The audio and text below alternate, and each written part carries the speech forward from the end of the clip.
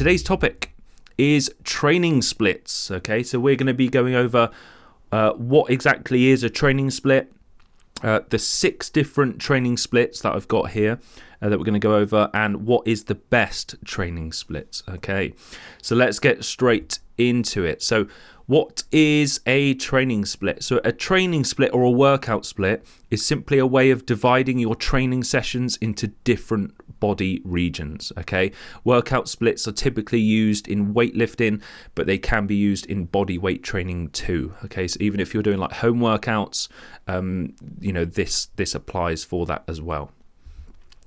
So now we're going to go through the 6 different types of training splits. The first one is full body. Okay, so full body training is basically training every major muscle group in a single workout. Okay, and full body training is perfect for training any number of days in the week. Okay, so if you train once a week or 7 days a week, full body is really good for that. And I've got a couple of examples down below. So we got full body session number 1. You can maybe start with some legs, with some squats. Then you go to upper body with the chest press, maybe a little bit of back with the seated row, and then maybe a bit of hamstrings just to finish off the session. Okay, and then another example is full body 2. Maybe you could start with some legs with walking lunges, maybe a bit of shoulders with the shoulder press machine, bit of back and lats with a lat pull down, and then some maybe quads, front of legs with the leg extensions. Okay, so just a couple of examples there of full body training. Number 2, the second training split we have here is upper body and lower body. Okay, so upper and lower body training is basically, as it suggests, is training one half of the body per session. And this is perfect for training sort of if you can train 2, 4 or 6 days per week. And the reason why it's 2, 4 or 6 is because if you can get an upper and a lower, you just need to make sure they're even, because you don't want to be doing, say, 2 uppers and 1 lower a week, and then there could eventually, long term, if you kept this up, could be an imbalance. So example here of an upper workout, so maybe you could start off with some barbell bent over rows, then into a chest press machine, maybe some dumbbell side raises, and then some bicep curls. Okay, so those are all upper body movements. Okay, mainly chest, back, shoulders and arms. And then you got a lower workouts. This will be like more of a leg workout. So you start off with maybe some squats, maybe some leg press, maybe some barbell RDLs, stretch out the hamstrings, and then maybe some calves. Okay, and then you can rotate this. And if you trained 4 days a week, you could do upper 2, and then you could have some different upper body movements. And then you could do lower 2 for some different lower body movements. And if you trained 6 days a week, you could have 3 upper body and 3 lower, and all with different exercises. So there's lots of things you can do in regards to training splits. Number 3 is push-pull legs. Now you would have probably heard of this, and this is something that I've done for years.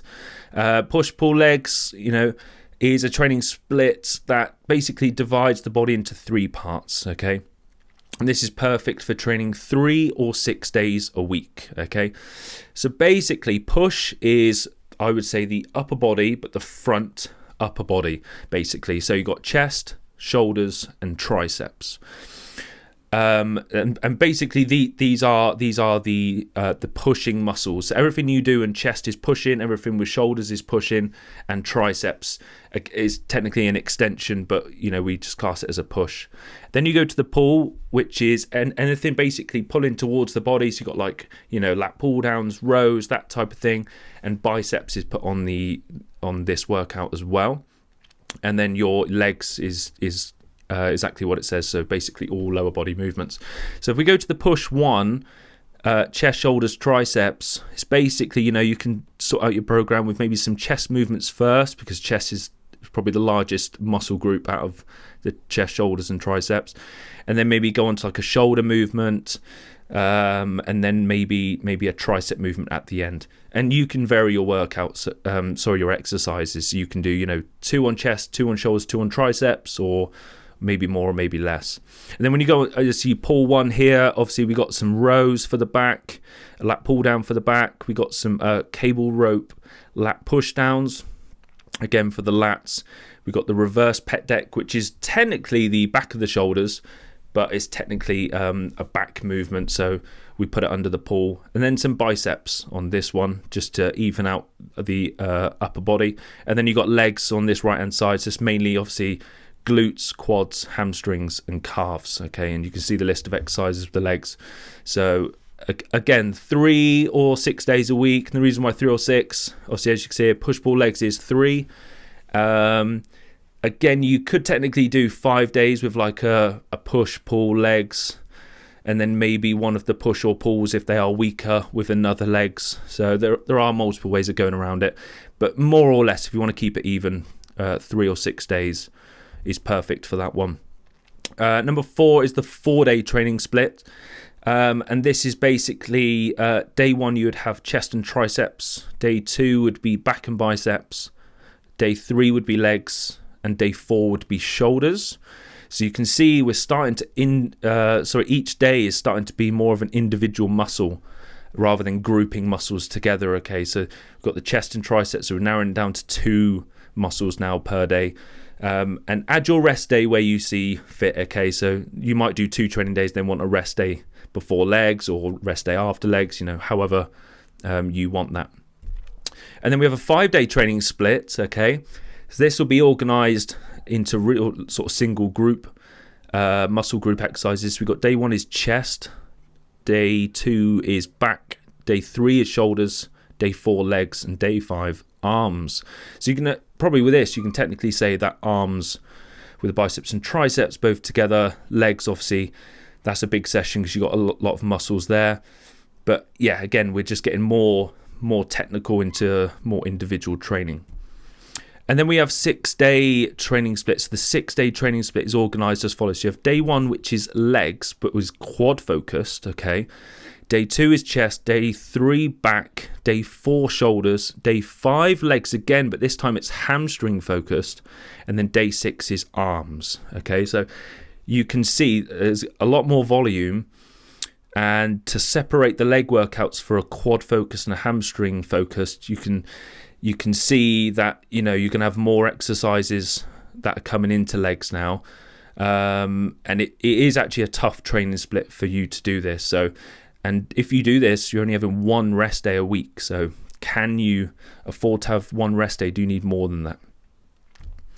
So what is the best training split? So the best training split is the one that you consistently stick to. Okay, the more consistent you are, the more results you'll get. So basically, when setting up your own training split, you need to consider these 4 options. Okay, your training experience. So what I'm basically saying with this one is, if you are a beginner, you need to start with minimal volume, and that basically means if you're new to the gym, it's probably best to start off with some sort of full body workouts. Okay, minimal volume, maybe 2 or 3 sets on each exercise, nothing crazy, just muscle group here and there, and generally training the full body. And if you're advanced, then you can get away with what we just touched on, the 6-day training split, or even the push-pull legs. You just got more volume on one muscle or single muscle training. The second thing to determine your training split is your goal. So you need to figure out, are you trying to get stronger? Are you trying to build muscle? Are you trying to maintain your shape even? Or are you just trying to increase your general fitness and strength levels? Once you know your goal, then I think it's best to organize your training split around your goal. If you want to get stronger and you want to do things like squats, deadlifts, bench press, maybe you only need to train maybe 3, you might be able to get away with twice a week, but 3, maybe 4 days a week just on those compound movements. Some people have goals of getting stronger and building muscle, and I think that's fine. Maybe the start of your session needs to be focused on the strength training part, and then the rest of the session's more sort of hypertrophy, so higher volume for the muscle building muscle part. But maintaining your shape and just increasing your general fitness and strength levels, I think maybe the upper, lower, or the full body, if you're just generally in the gym, I think those are good places to definitely start. And then your availability determines your training split as well. So how many times can you train per week?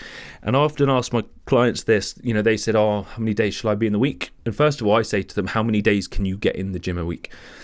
Now, they would normally say, I can get in 2, for example, let's just say they're getting 3 times a week. And I said, fine. But then I'll say, how many days can you consistently get in a week? And I will make sure they answer this question properly, because anyone can say, oh yeah, I'm going to start going to the gym now 3 days a week. But if you have other priorities, like for example, like family priorities, work priorities, other things like that, and they get in the way of this spare time you have, and 1 week you might not be able to get in 3, you might be able to get in 1, then consistently you can only get in 1 day a week.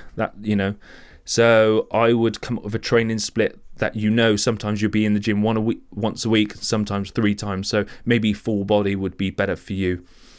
And your recovery determines your training split as well. So you don't want to train 6 days a week and constantly be sore all the time, because to grow muscle and get stronger you need to recover. Okay, sleep is a major recovery tool. And it also depends on your job activity. Do you have an active job? Are you a builder? That's going to determine. If you train 6 days a week and you're a builder as well, you're going to be, one, needing to eat a lot of food, but two, you might hit yourself with recovery issues and things like that. So maybe training that often might not help you.